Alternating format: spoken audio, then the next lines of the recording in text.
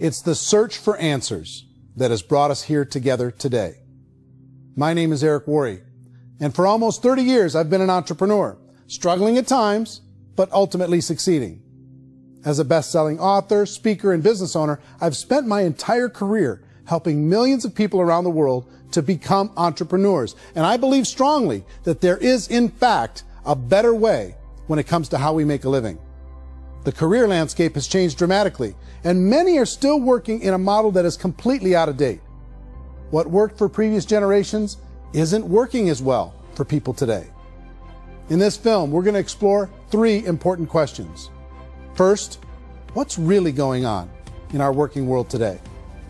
Second, in this new economy, is it better to become an entrepreneur, or is it safer to work for someone else? And third, if a person decides to become an entrepreneur and start their own business, how can they do it without taking on massive risk? To help in this journey, I've brought together some of the greatest experts and thought leaders in the field of entrepreneurship to share the real facts with you. My intention is to give you new information that will allow you to make choices that are not limited by an old, outdated model. Let's start by understanding what's going on in our working world today.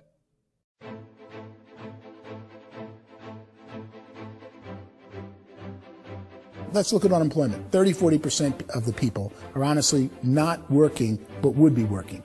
What our government does is if you haven't found a job in 6 months, we don't call you unemployed. We pretend you dropped out of the labor force. I've often said that unemployment, particularly structural unemployment, that's unemployment due to technological changes, is the first sign of economic growth. Think of it, 10 people live on an island. They go out every day and fish. One day, new technology shows up. A missionary brings them a net. Now, using the net, one pilots the boat, one throws the net. 2 fishermen can do all the work 10 used to. That's a 500% increase in productivity, 2 doing the work of 10, in one day. You don't have to learn a lot to learn how to throw a net instead of throw a fishing line. The island's got a big problem, 80% unemployment. But the island still has all the wealth of the fish because the 2 people produce as much fish as 10 did. Now, of course, looking back in history, these changes used to take thousands of years.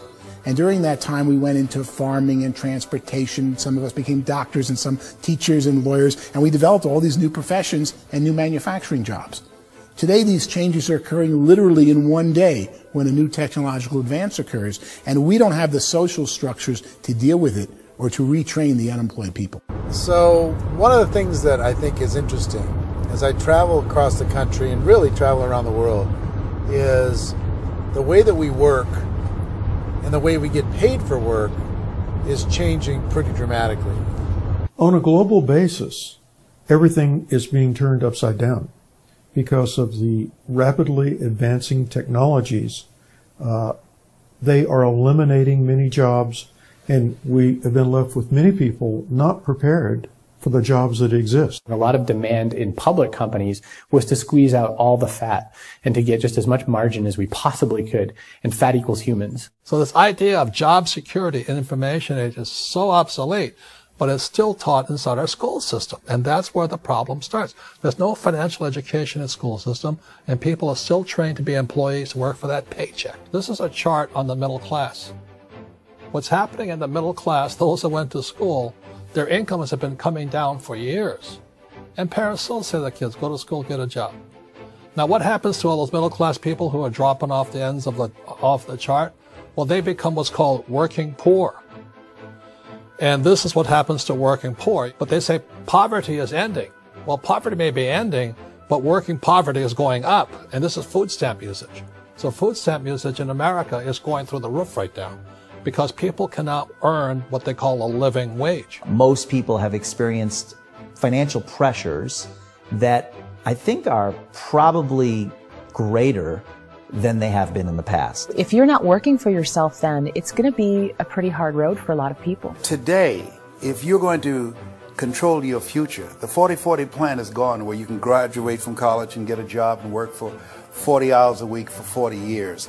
That day is gone. So some of these charts actually tell you what's going on. And this is a really interesting one, you know. People are going back to school because if I go back to school, I'll get a nice job. But this is what's happening to, it's called Sallie Mae, which is the student loan guys. Student loan is going through the roof. It's now over $1 trillion, and student loan debt is worse than credit card debt. So when people stopped using credit card, the government got people into student loan debt. And the problem with student loan debt is you can never be forgiven. See, with credit card debt, you can declare bankruptcy and then all's forgiven. But student loan debt, you can declare bankruptcy, you still owe it. It's the worst of all debt. But this is the next picture. Look at this chart here. This is what's happening to wages of college graduates. It's going down. So you go to college, you rack up all this debt, but you earn less money. Now, that's not that intelligent. Average person who's been working a lifetime in America today is ending their lifetime at 65 with about $41,000 in assets. They earned just enough to survive. I think in the United States we have something like 17 trillion in debt. That's just the federal government debt. We got another 2 in municipal and in other, let's call it almost 20 trillion government. We've got 40 trillion in private debt. That comes up to close to 60 trillion. When you then add something we never had before, what you were talking about, when we look at the unfunded portion of Social Security and primarily Medicare, Medicaid, that at the most conservative estimates from outside firms, Kleiner Perkins, 67 trillion and growing. That's more than all our other debt. There's less conservative estimates that say it's 84 trillion or higher. I added up conservatively $127 trillion in total debt. Debt is a financial drug. When you take it to excess, it's like taking a drug. Yeah, it makes you feel better, it enhances your performance, but at a huge cost, eventually it kills you. And so that's what happens. We keep doing more and more debt, and you get less and less results, just like a drug, until the debt gets so high that it crushes the whole system. That's where we're at, 8.2 times GDP. You know who I feel sorry for?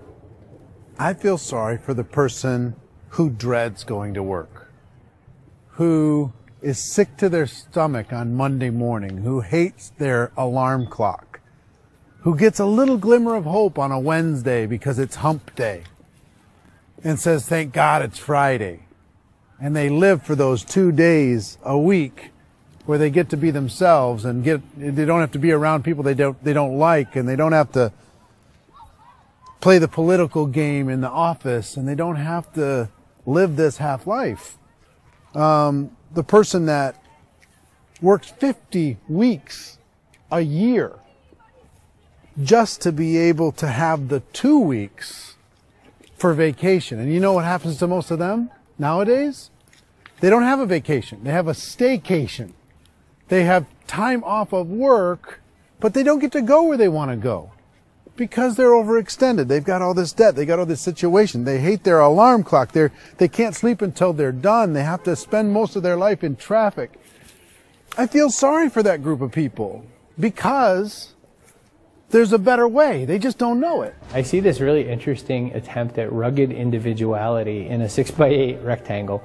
And I feel like you're all the same, except for the little push pins of the pictures. There's different pictures. Yours is named Jenny and his is named Sujara, but it's the same people. And this is how they are, and they're just like the zombies, and there's no joy in there, there's no fun. There's always like the wacky woman who decorates her cubicle, and that's the most she can do there. You got to give her credits, right? The wacky cubicle woman. The basis for their life is worry. I'm worried, you know, maybe I'll get fired. I'm worried maybe my company will go out of business. I'm worried I can't keep spinning the plates on paying the bills. I'm worried about how do I send my kids to college. I'm worried, what if the transmission of my car breaks? That's, you know, 2 or 3, I can't fix it.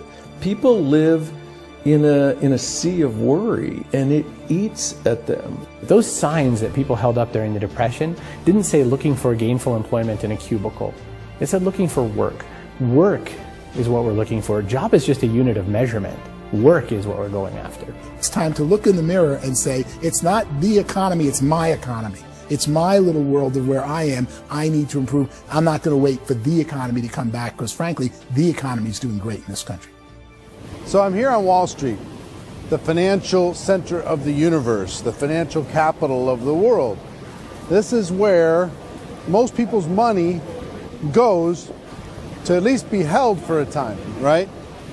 With interest rates in banks being effectively zero, and many experts are predicting it's going to stay at zero for the next 10, 20, even 30 years, people feel like they don't have any choice but to put their future into equities, to put their future into the hands of other people on this stock market, and hope that the stock market goes up, hope that the stocks that their advisors pick or that they pick goes up.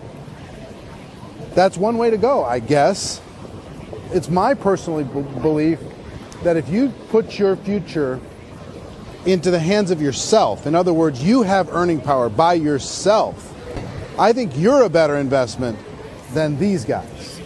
I think you controlling your future is a better option than handing over your retirement to these guys. The average household income in the United States is approximately $50,000 a year, what they call the middle class. To reach the top 25% of income earners, you need to earn at least $90,000 a year. To reach the top 10% would be a household income of $140,000, the top 5%, $190,000, and to be in the top 1%, you'd need a combined household income of at least $380,000 a year. So here's the question.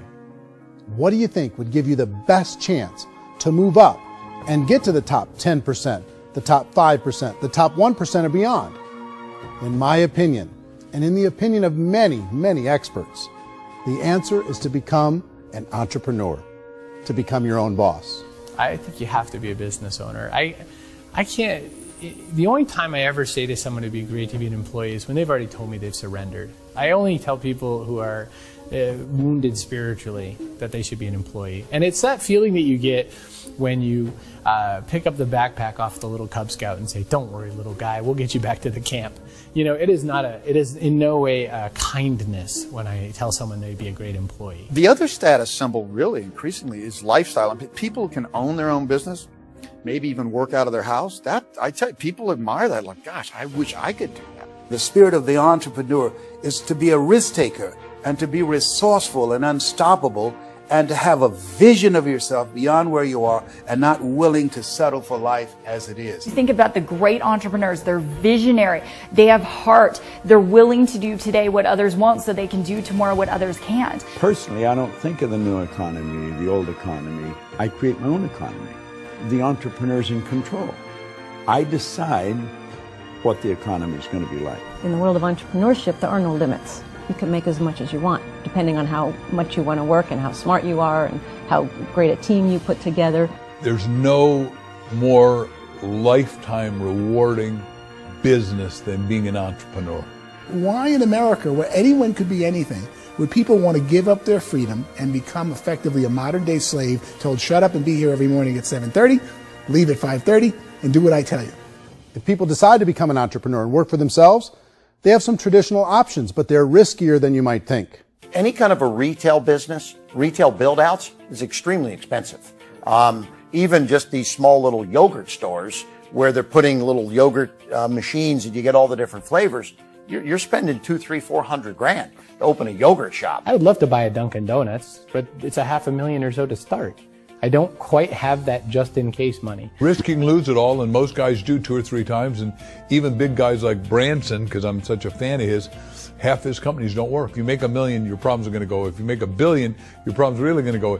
Just the opposite. You and I know when you're making $1 million, you get $1 million responsibilities. You make $1 billion, you got 1,000 times $1 million responsibilities. And most people say, I'd love to be my own boss. 70% of Americans would love to be their own boss, according to recent polls.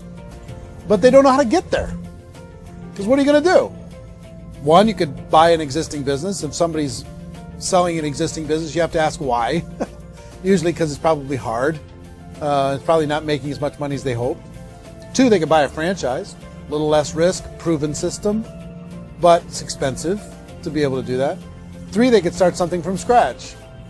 And that's where a lot of people feel like, I don't have the chops to do it. I don't have the money. I don't have the product idea. I don't have the expertise. I don't have whatever it's going to take to be able to get there, and I can't risk my family to do it.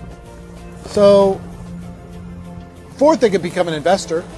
A lot of people in this town invest to try and figure out a way, but you got to be pretty smart with that game too, right? Venture capitalists, who are the very best and most sophisticated in investing in new breakthrough businesses, make it on 1 out of 11. That means 10 out of 11 are mediocre or fail. Most of them fail. That's the risk there. An angel investor is lucky to get 1 out of 15 or 20. A business is a team sport. Like, I have to have accountants, I have to have engineers, I have to have systems designers, I have to have sales, marketing, I have to have accounting, I have to have mission statements, I have to have legal and all that. The average Joe Schmo, even me, I go out there, I don't have the skills to put a business together. I think the bottom line for the 4 traditional options is they take money, sometimes a lot of it. They take expertise, and they take time.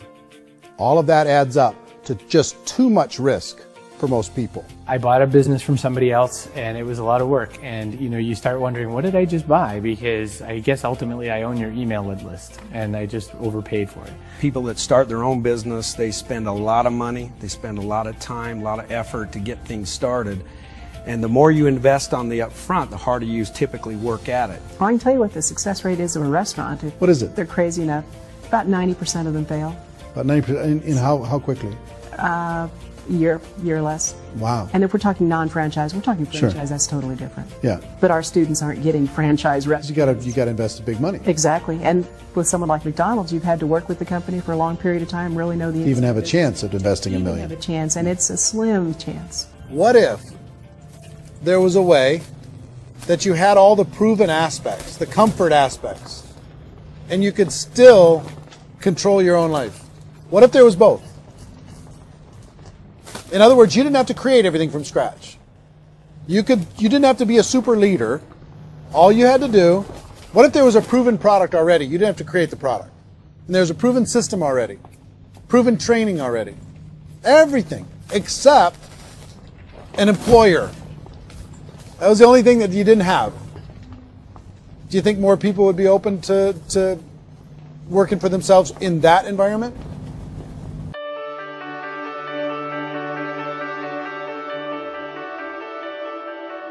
In our search for a better way to make a living, we've come to the conclusion that becoming an entrepreneur is actually safer than being an employee.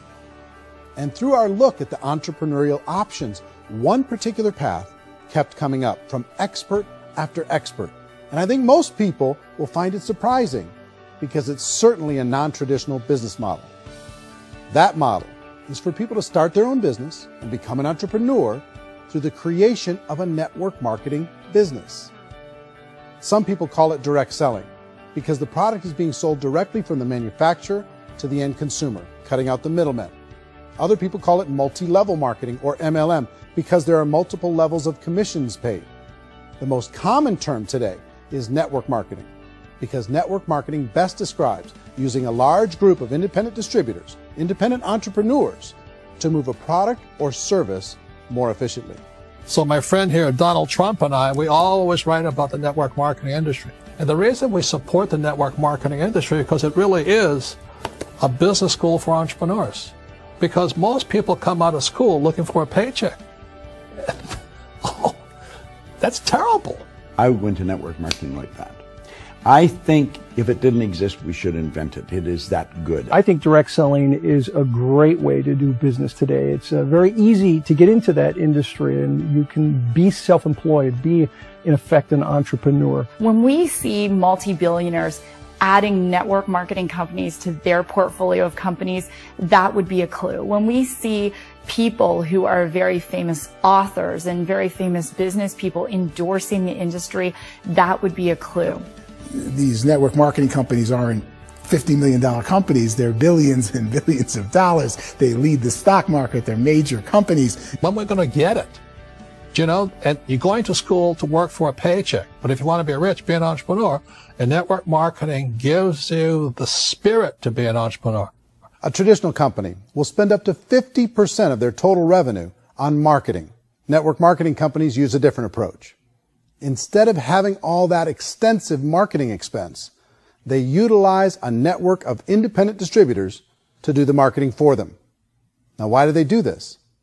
First, because word-of-mouth advertising is so much more effective today than traditional media advertising. Second, some products need to be explained or demonstrated and an independent salesperson can do that more effectively than an ad campaign. Third, it's completely efficient. The company only pays for the marketing of their product if a sale happens and not before. Imagine if Amazon allowed you to become an independent distributor and paid out 40% of its revenue to that distributor group. All you had to do as a distributor was recommend a product, and if a person bought it on Amazon, Amazon would take care of all the logistics, and you'd get paid for bringing the customer. Now imagine you got paid for every purchase that customer made for the rest of their lives. Well, Amazon doesn't offer this option, but network marketing companies do.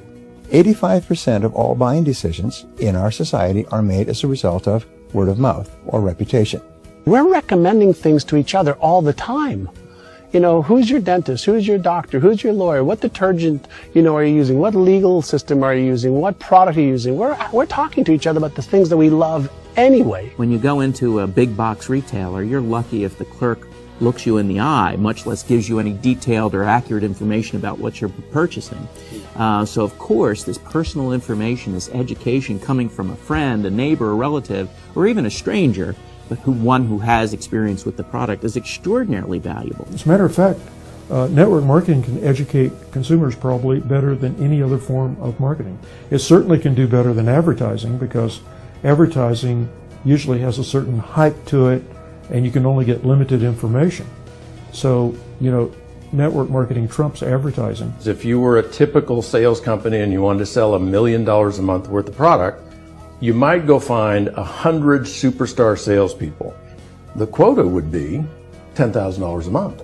So network marketing as a distribution system just flips the numbers. So we use 10,000 happy, raving fans of a particular product, and we don't concern ourselves so much with how much product each one of them individually sells. If they sell just $100 or $200 a month, and there's 10,000 of them, you're selling $1 million to $2 million a month worth of product. And that's the best way I can explain how network marketing works. This is the marketing arm of the company. There's not money being wasted on bricks and mortar. There's not money being wasted on inventory that's sitting stagnant somewhere. There's not of employees standing around that don't have customers. These are people that are going to connect with customers. These companies allow people to become independent distributors for extremely low cost and with no minimum time or sales quota. Essentially, they own their own business and can provide as much or as little sales as they choose.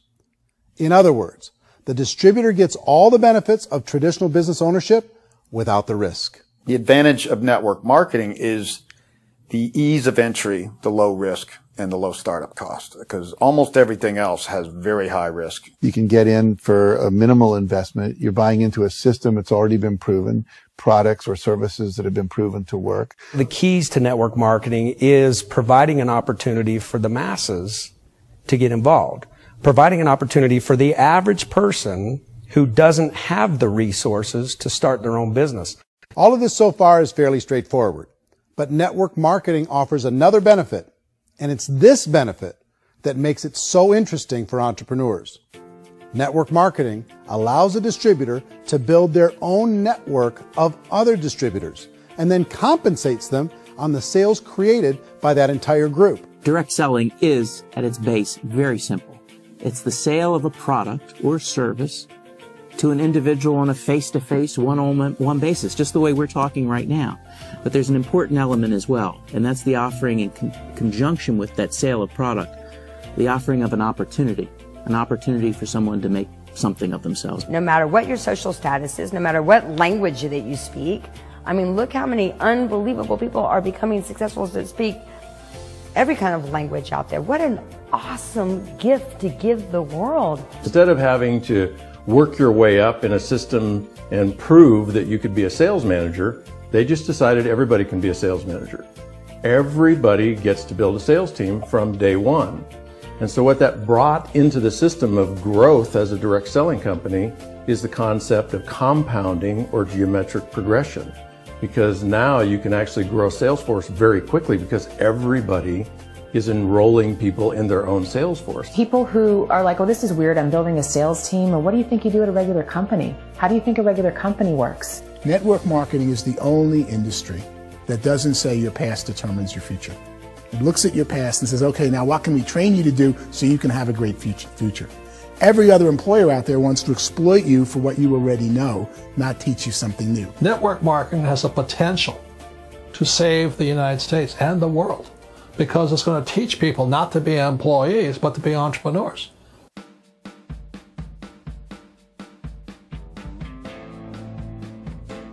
According to the Direct Selling Association, if you add up all the network marketing companies around the world, they combine to do over $178 billion a year in retail sales. To give you an idea of how big that really is, the NFL, the National Football League, does approximately $9 billion a year. The music industry does a little more than $16 billion a year, and the movie industry does about $80 billion a year. Using a conservative average, network marketing companies pay their distributors about 40% of that $178 billion in the form of commissions, which adds up to more than $71 billion a year. That's almost $6 billion a month. It's almost $200 million in commissions every single day. So it's certainly working, and people are making serious money in network marketing. With the growth of the direct selling industry over the last 10, 15, 20 years, we've seen a broader understanding of the channel. We have seen more and more people getting involved in the business, so our penetration in the marketplace has increased, and thus the understanding in the marketplace of who we are has increased. And we've seen non-direct selling companies look at the direct selling model and say, something's going on there. People are making money. Companies are being profitable, individuals are being motivated, product is being delivered to market. Maybe we should explore this. Some people think only the people at the top make money. Well, let's take a look at that as well. In the network marketing profession, there are roughly 500 people in the world who earn over $1 million a year. If you round that number up to $2 million a year, that adds up to about $1 billion a year. That takes the $71 billion paid out each year down to $70 billion. So where does the rest of the money go? The vast majority goes to part-time people making anywhere from a few $100s a month to many thousands of dollars a month. It goes to people who choose to make it a full-time career move and earning even more than that. Every day, people are using the money they earn through network marketing to pay off debt, have more fun, and improve the quality of their lives. Everyone I know in network marketing has been doing that since the 50s. They go to work when they want to go to work. They stop working when they want to take time with their children to have a leisurely breakfast and discuss issues and driving to school. They go back to work when they get home, wherever they're working out of. The biggest thing that I've seen is people that have become much happier in their life. MLM has probably made more millionaires of more people in more countries, and I've spoken to them in 67 countries than any other single form of business, starting from nothing. If they have a choice between working a job for the next 10 years or working a network marketing business for the next 10 years, the result of working the network marketing business will be better. A lot of people within the industry go on and make this a career and do extremely well at it. Network marketing has been nothing but good for everyone I know that's been involved with it because they did it seriously and they played full out and they've been very successful. It's been a constant barrage of success stories and people showing off stuff that they got as a result of it. How many people are involved? Approximately 16 million Americans and 96 million people around the world are currently participating in network marketing. And in a recent poll, 82% of those people report a good, very good, or excellent experience with network marketing. So people are happy.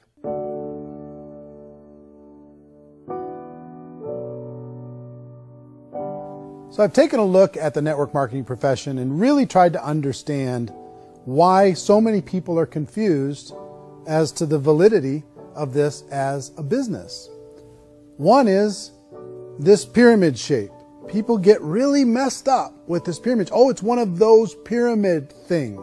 So I just think there are a lot of haters out there who really don't understand the industry and say, oh, it's a get-rich-quick scheme. It's a pyramid. Well, corporate America is a pyramid scheme. You know what I mean? It goes like this. You have thousands of MBAs, let's say working for Ford or General Motors or Coca-Cola. If all these MBAs are all trying to get to here, that's a pyramid. Only one guy's going to make it.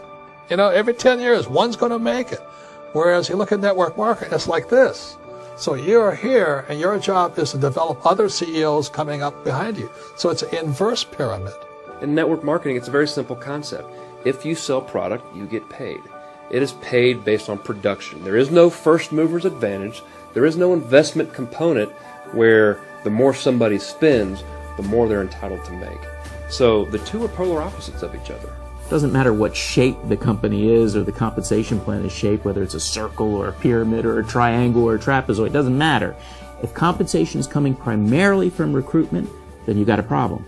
On the other hand, if an operation is basing their compensation to participants on the basis of sales, even when those sales are generated by people you've recruited, well, then you're a perfectly legitimate enterprise. That's the legal test. It's the practical test. Another issue that's been true in the past that is no longer true now is people used to be in network marketing loaded up with products that they couldn't sell, and they ended up a loser. They ended up with a bunch of product in their garage. They ended up with a bunch of products sitting in their kitchen shelves or whatever, and they thought they could sell it, and then they weren't willing to or able to sell it, and they ended up with a bunch of stuff, and they were bitter about it. There was this thing called front loading where you had to buy, like, well, if you bought $25,000 worth of product, you got better commissions and all this. Today, it's almost all done by computer. It's direct mail, comes from a warehouse somewhere else. You don't have to have all this inventory. You don't have to stock up. It's a paperless world now. You know, most of it's done online. You have a back office. It really works. And I mean, the technology has changed everything. Third issue is people start talking about 99% of people in network marketing don't make any money.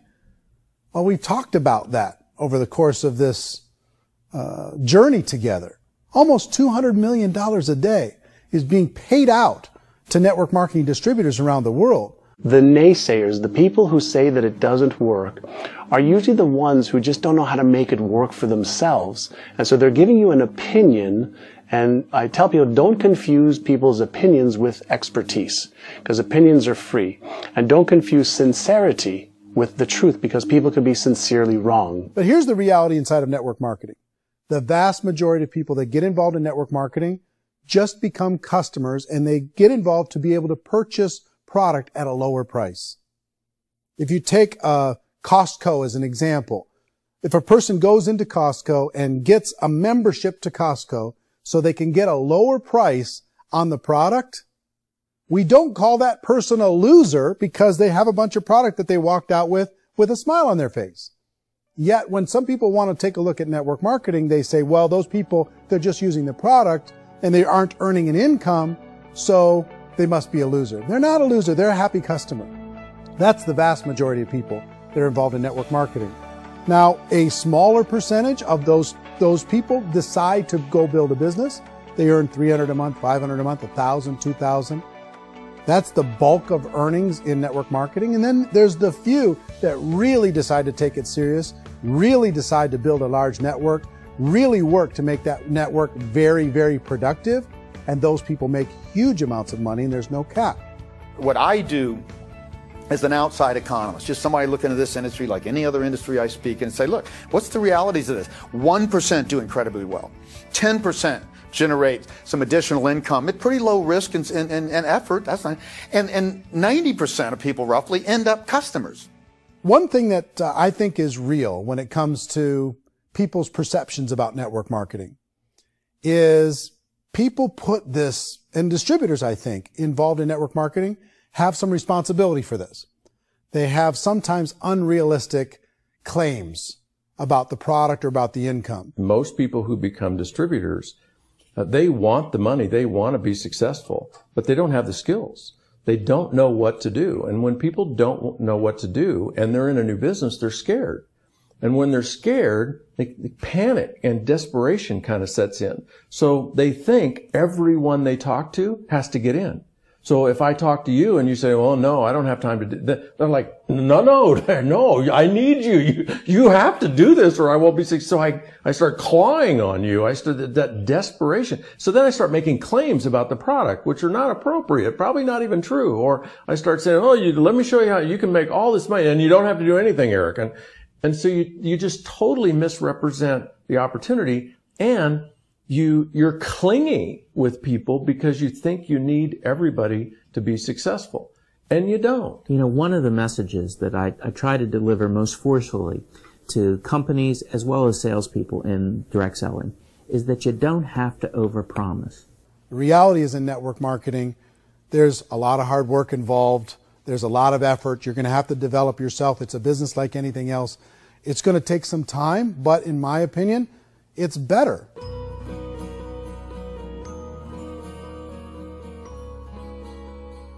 It's light years better for people starting today than it was even 5 years ago. I think it's more widely accepted now, and people understand it is a business. It is being an entrepreneur. It is being a business owner. Our belief system is based upon our evaluation of something, and frequently if we reevaluate a situation, our belief about that situation will change. The industry has changed and it's grown up. It's totally transformed. You've got young people today that have grown up with social media, and they understand networks. They understand how people are connected through technology, and they understand how money flows through those networks. So when they see network marketing, they don't see it the way their parents saw it. And we've all learned, the larger industry that you represent, has all learned from those mistakes and flaws and errors that have happened early on. Early algorithms didn't work the right way. That's all fixed. It's like when they design a computer program, they design the program, then they run it, and then they go back through and they debug it. The MLM industry has been debugged. This is the day of being virtual, being able to run a business from your mobile phone. I mean, it's incredible. Companies are getting smarter. They're implementing more consumer protections. They're implementing more compliance training. They're doing more with respect to product research. If you do get involved and you make purchases of inventory, even on a voluntary basis, if you decide that this business is not for you, you can leave and have that inventory repurchased by the company. There's no other business that offers that kind of protection on a voluntary, self-regulatory basis.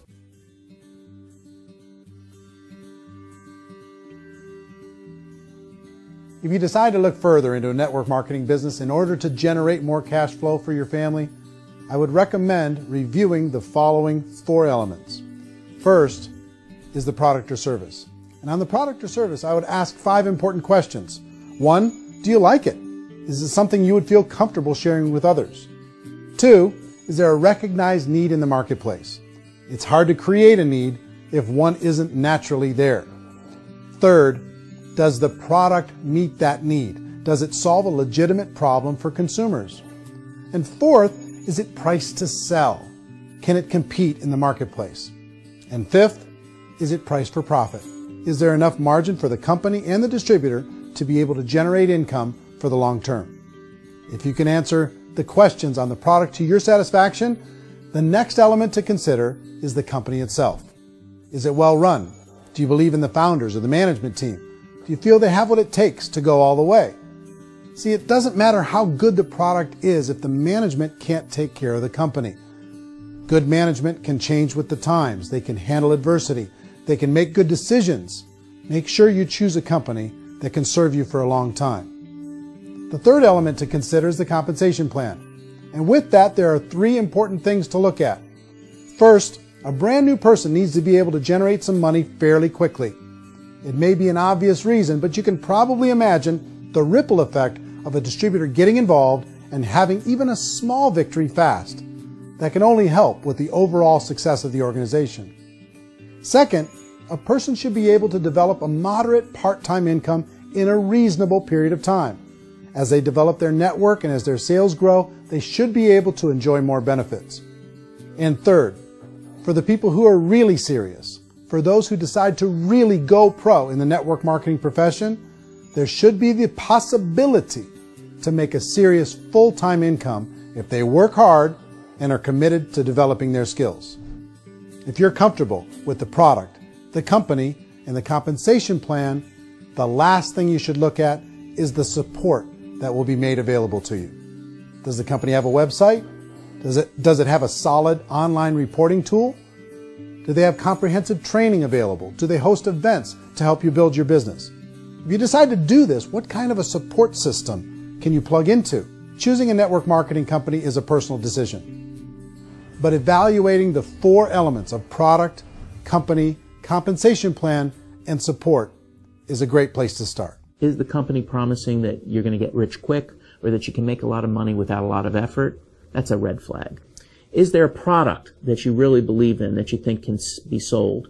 Or are you being told by salespeople or the person who's trying to recruit you or by the company itself that don't worry about the product, all you have to do is recruit other people into the business? Red flag, warning sign. If you're hearing that, take a second or even a third look. Get to know the customers, the products, the business, have some success, and see where the opportunities might take you to move up in the organization. You want to find out how concerned are they about my education, my training, and my development? Is there a space for me to grow? Most important question. Learn everything that you can about the product. Make sure it's something that you believe in, and learn everything you can about the industry and work that system. You have to be very passionate about whatever that company is doing. I would get involved. You can always test drive anything, you know, the product, the service, the community, and then lean into it a bit. If it feels good, then lean into it a lot. Behind me is the Lincoln Memorial. And this is a place where Martin Luther King Jr. had his famous "I Have a Dream" speech. And at that speech, he talked about his dream for equality for everyone around the world, and that's a noble dream. But I think more people need to remember what it was like when they were kids and the dream was still alive in them, before it got beaten out of them by reality, by this paycheck, by these responsibilities, and by having to live for this job to pay the bills. I think people need to remember that, go back to that. Once they know that there's a better way, I think their future is going to be much brighter. They can live a better life.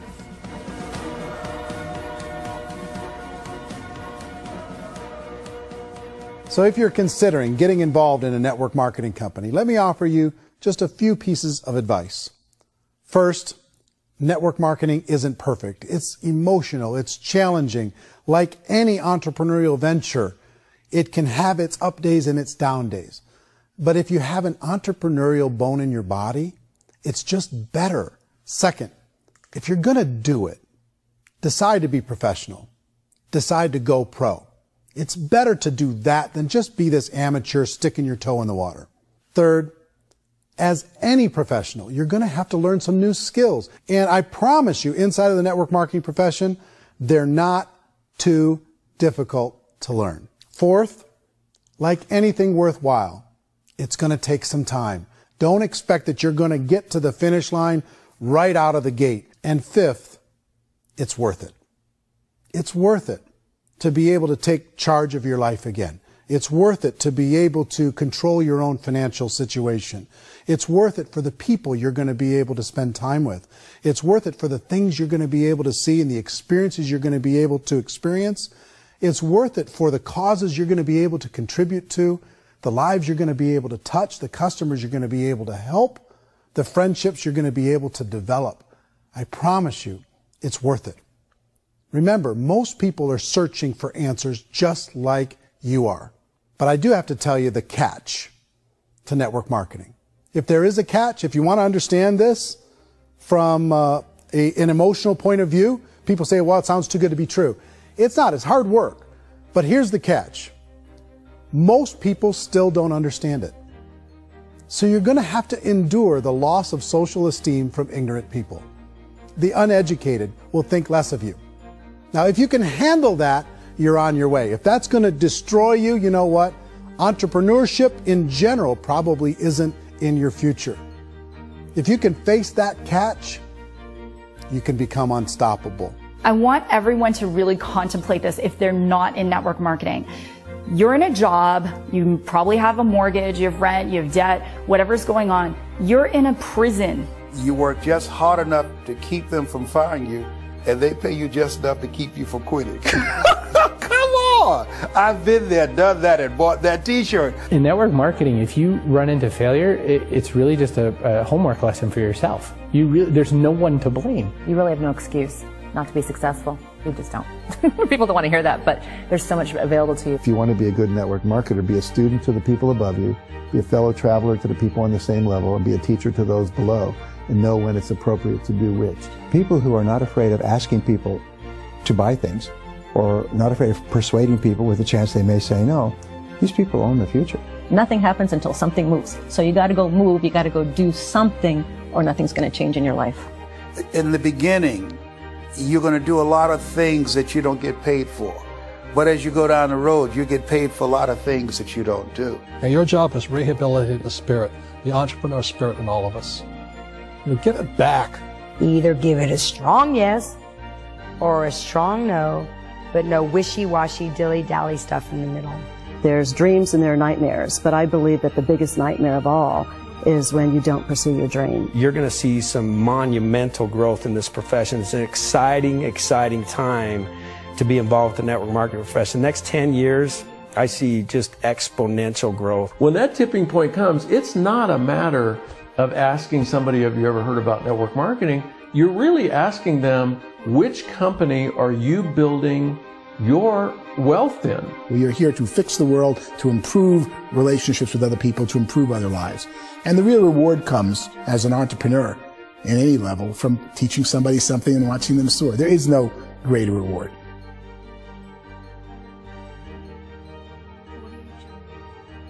Life's too short to spend it living someone else's dream instead of your own.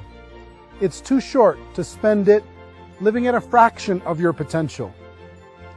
Can being an entrepreneur be a challenge at times? Sure. But here's what you get in exchange. It can be yours. Something that you built, something that you created, something that you made happen. This balloon represents your dream. It represents entrepreneurship. My wish for all of you is that you would reach out and grab it. The choice is up to you.